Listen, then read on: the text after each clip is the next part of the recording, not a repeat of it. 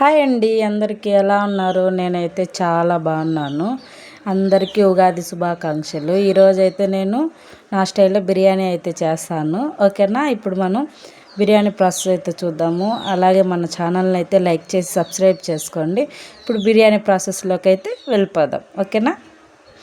బిర్యానీకి కావాల్సినవి నేను టమాటాలు, ఎర్రగడ్డలు, పచ్చిమిర్చి, పుదీనా అన్నీ అయితే రెడీ చేసి పెట్టేసుకున్నానండి. ఇప్పుడు దబర పెట్టేసి ఇందులోకి ఆయిల్ వేసేసి ఇప్పుడు ఇందులో కావాల్సిన మసాలా దినుసులు, బిర్యానీ ఆకు, చెక్క, లవంగాలు మీ దగ్గర ఏమన్నా వేసుకోండి దానికి సంబంధించినట్టు బిర్యానీకి, ఓకేనా? ఇప్పుడు ఇందులోకి అయితే ఆనియన్స్, పచ్చిమిర్చి అన్నీ వేసుకొని బాగా వేయించుకోవాలి మనము, ఓకేనా?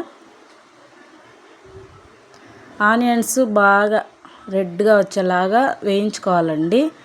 నేను ఇందులోకి అయితే అల్లం వెల్లుల్లి పేస్ట్ బదులు అల్లము కచ్చా పచ్చ దంచి అయితే వేస్తాను కొంచెం ఫ్లేవర్కి. మీరు ఉగాదికి ఏం చేసుకున్నారో కామెంట్ చేయండి, ఓకేనా? ఏం వెరైటీస్ చేసుకున్నారో, ఓకేనా? ఇప్పుడు ఇందులోకి అయితే మనం టమాటాలు అన్నీ యాడ్ చేసుకోవచ్చండి. బిర్యానీ అయితే టేస్ట్ అదిరిపోతుంది. ఇందులో కరింపాకు అయితే వేస్తున్నాను, ఓకేనా?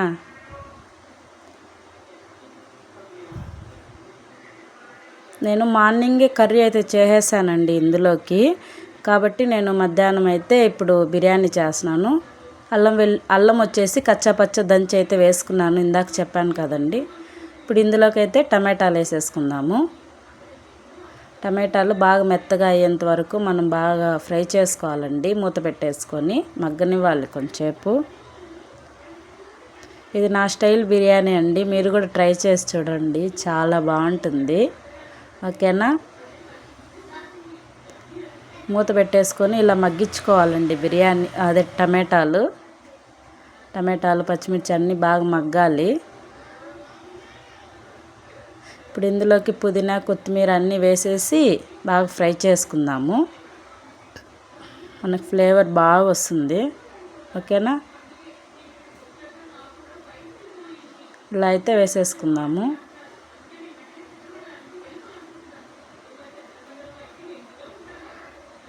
బాగా అలా మ్యాష్ చేసుకుంటూ ఫ్రై చేసుకోవాలి.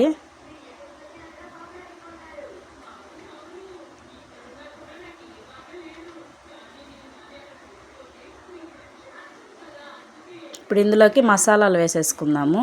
గరం మసాలా, మిరప్పొడి, పసుపు, ధనియాల పొడి, ఇవి మీకు ఏ క్వాంటిటీలో కావాలో అంత అయితే వేసుకోండి. అంటే మీరు ఎంత స్పైసీ తింటారో దానికి తగ్గట్టుగా అయితే వేసుకొని బాగా అయితే కలబెట్టేసుకోవాలి. ఈ విధంగా బాగా కలబెట్టేసుకొని ఫ్లేవర్ అలా అయితే కలబెట్టేసుకున్నాను నేనైతే.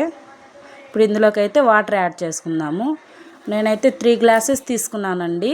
3 గ్లాసెస్కి నేను 4 గ్లాస్ వాటర్ అయితే వేసుకుంటున్నాను. 3 గ్లాసెస్కి 4 గ్లాస్ వాటర్ అయితే వేసుకుంటున్నాను. మరీ ఉడకకుండా అయితే బాగుండదు కదండి 3కి 3 వేయడానికి, కాబట్టి నేను 4 అయితే వేసుకుంటున్నాను.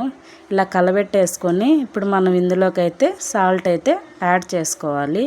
మీరు ఎంత వేసుకుంటారో దానికి తగ్గట్టుగా చూసి సాల్ట్ అయితే యాడ్ చేసుకోండి ఈ విధంగా. ఇప్పుడు మూత పెట్టేసుకుందాము, ఓకేనా? మూత పెట్టేసుకొని ఒక 5-10 మినిట్స్ అలాగే వదిలేసామనుకోండి, ఎసురు కాగుతుంది. అదిగోండి, ఇలా ఎసురు కాగాక మీకు టేస్ట్ సాల్ట్ సరిపోయిందో లేదో అనేది అయితే చెక్ చేసుకోండి. నాకైతే సరిపోయిందండి. ఇప్పుడు ఇందులోకి రైస్ అయితే వేసేసుకుందాము. కొంచెం జాగ్రత్తగా వేసుకోండి, మింద పడకుండా, ఓకేనా? ఈ విధంగా అయితే కలబెట్టేసుకోవాలి మనము. చూడండి, కలబెట్టేసుకొని ఇప్పుడు దీనిపైకి అయితే మూత పెట్టేసుకోవాలి. మూత పెట్టేసుకొని దగ్గరగా వచ్చేంత వరకు మనం రైస్ని అయితే ఉడికించుకోవాలి. చూడండి, ఈ విధంగా ఉడికించుకోవాలి. ఇలా దగ్గరికి రావాలండి ఉడికినాక రైస్ అయితే. చూడండి, ఇలా దగ్గరికి వచ్చేంత వరకు చూసుకొని ఇప్పుడు మనం దీని మీద అయితే మూత పెట్టేసుకుందాము. మూత పెట్టేసుకుని మళ్ళీ మూత తీసేసి కొంచెం కొత్తిమీర, పుదీనా ఈ విధంగా గార్నిష్ అయితే చేసేసుకొని మళ్ళీ మనం మూత పెట్టేసుకుందాం. మూత పెట్టేసుకొని 5 or 10 minutes తర్వాత తీసి చూస్తే స్మెల్ అద్దరిపోతుందండి. బిర్యానీ అయితే చాలా బాగా వచ్చింది, పొడి పొడిగా. టేస్ట్ అయితే కతక్కన ఉన్నది. ఓకేనా, మీరు కూడా ట్రై చేసి చూడండి. మన ఛానల్ని సబ్స్క్రైబ్ చేసి అలాగే ఈ వీడియోకి చిన్న లైక్ ఇవ్వండి. బాయ్, మళ్ళీ కలుద్దాం.